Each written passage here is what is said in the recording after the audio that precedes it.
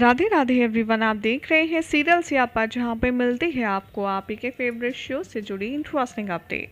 आज रात के टीवी सीरियल राधा कृष्ण की कहानी के एपिसोड में दिखाया जाएगा कि जो श्रीनिवास है वो भार्गवी को ढूंढने के लिए दर दर भटक रहे होंगे और मन ही मन ये सुनिश्चित कर रहे होंगे कि चाहे जो हो जाए, आज तो मैं भार्गवी को ढूंढे बिना जाऊंगा नहीं और उसे ढूंढ कर ही रहूंगा।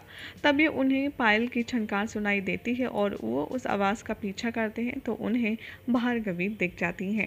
हालांकि भार्गवी को वो छुप कर देख रहे होते हैं, तभी वहां पर ऋषि भृगु आ जाते हैं और यहाँ ये देख कर के कि बाप बेटी बात कर रहे हैं, वो और भी ज़्यादा छुपने का प्रयास करने लगते हैं। श्रीनिवास दोनों की बातचीत शुरू होती है, जहाँ पर ऋषि भृगु अभी तक नाराज़ हैं और अपनी कन्या कि बिना बताए बाहर जाने से वो अपना गुस्सा जताते हैं।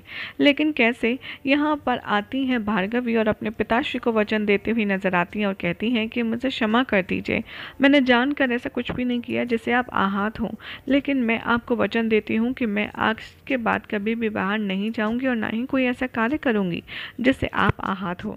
ऋषि भृगु मन ही मन सोचते हैं कि भले ही जन्म दूसरा है, लेकिन वचन देने की जो आदत है वो अभी भी इस जन्म में नहीं गई है।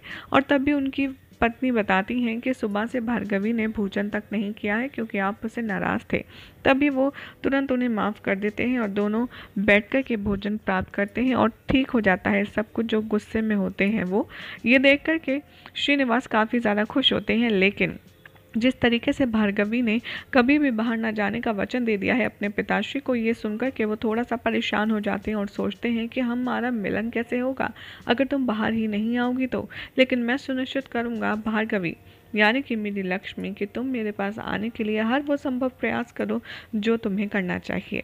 इधर अगले दिन का सीक्वेंस दिखाया जाएगा, जहाँ पर रानी पद्मावती साज श्रृंगार कर रही होती हैं आईने के सामने बैठकर, और तभी वो ख्यालों में अपनी और श्रीनिवास की पालकी वाली मुलाकात के बारे में सोच रही होती हैं और मन ही मन मुस्कुरा रही होती हैं।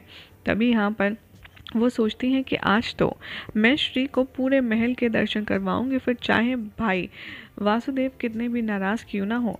यहाँ सोच ही रही होती हैं, तभी पद्मावती के पिताश्री आते हैं और अपनी पुत्री को इस तरह सजा देखकर वो बहुत ज़्यादा प्रसन्न होते हैं।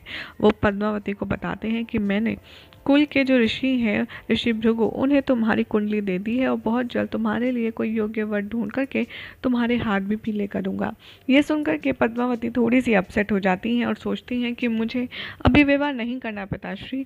लेकिन यहाँ पर पिताश्री के खूब सारे समझाने के बाद में वो फाइनली मान जाती हैं शादी करने के लिए। लेकिन वो अपने पिताश्री के सामने एक शर्त रखती हैं और कहती हैं कि ठीक है, मैं विवाह करने के लिए सजी हूँ, लेकिन जो मेरा वर होगा वो मेरी पसंद का होगा।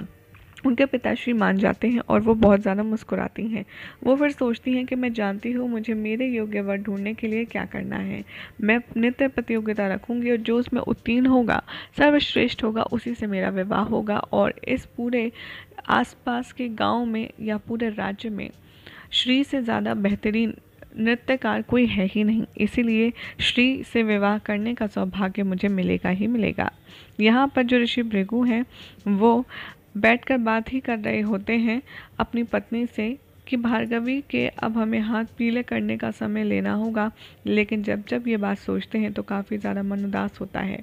ऐसे ही सारी बातें चल रही होंगी। या दूसरी तरफ दिखाया जाएगा कि जो भार्गवी है वो अपने घर में कुछ काम कर रही होंगी, तभी उनके सहेली आएंगी और उनसे पूछेंगी बाहर जाने के विषय में कि कैसा लगा उस युवक को देख कर के बाहर जा कर के। तभी भार्गवी कहती हैं कि मैंने अपनी पिताश्री का हृदय दुखाया है, इसलिए मैंने कसम ली है और उन्हें दी भी है कि मैं आज के पश्चात कभी भी बाहर नहीं जाऊँगी और ना ही तुम लोग मुझसे बाहर जाने के लिए कुछ कहना, क्योंकि मैं ऐसा कभी नहीं करूँगी। तभी उनकी माता आती हैं और कहती हैं कि द्वार पर कोई बहुत ही सुगंधित पुष्पों की माला छोड़ गया है, और वो पुष्पों की माला किसी और ने नहीं बल्कि श्रीनिवास ने बनाई होती है, वो भी भार्गवी के सबसे पसंदीदा फूलों की, जिसे देखकर वो इतनी ज़्यादा खुश हो जाती हैं कि वो उसे सूंघने लगती हैं और अपने हृदय से लगा लेती हैं। ये देखकर श्रीनिवास बहुत ज़्यादा खुश हो जाते हैं और छुप कर के यहाँ पर देखते रहते हैं भार्गवी और उनके इस अनोखे अंदाज को। यही हो जाएगा आज रात के एपिसोड का एंड, जिसके बाद कल क्या होगा आपको बताएंगे नेक्स्ट रिपोर्ट में। बहरहाल ऐसे ही मज़ेदार अपडेट्स के लिए चैनल को सब्सक्राइब करें, वीडियो को लाइक शेयर करना बिल्कुल भी ना भूलें।